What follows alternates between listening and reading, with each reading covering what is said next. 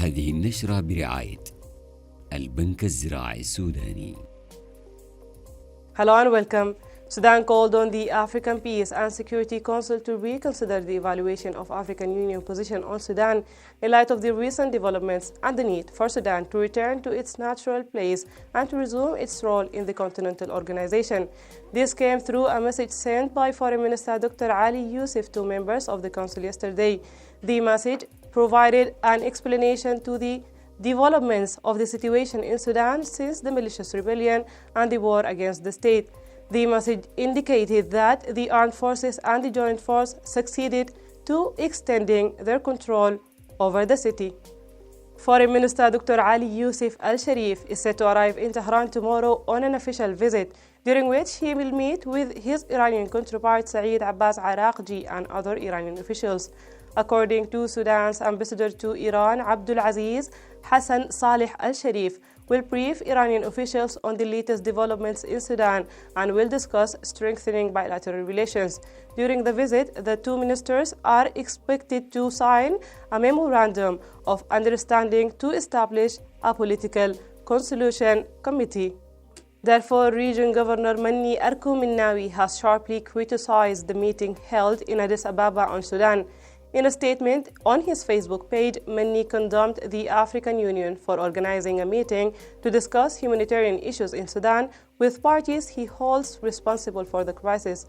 He questioned on his Facebook how long will this leniency, violation of sovereignty, and interference in the affairs of other countries will continue. The 6th Infantry Division in Al-Fashir has announced the destruction of 6 combat vehicles belonging to the militia and the capture of 2 others. The clashes resulted in the killing and wounding of dozens near Al-Fashir, while several militia members retreated to Niyala. The loss followed an attack on the Zamzam camp for the displaced, where 48 attackers were killed and 55 others were wounded. The Youth Authority for Supporting and Assisting the Armed Forces in Al-Golid locality organized a mobilization day with youth leaders attended by Director of the locality, the Security Committee, and Head of the Youth Authority in the state. The Executive Director of Al-Golid, Abdul Majid Dahab, reaffirmed the support for the armed forces, emphasizing that Al-Golid is known as the locality of martyrs. Meanwhile, Hamza Hashim, head of the Youth Authority and the supporting of the armed forces in the state, announced that the Popular Resistance will provide 2,000 fighters to the military sector in the state.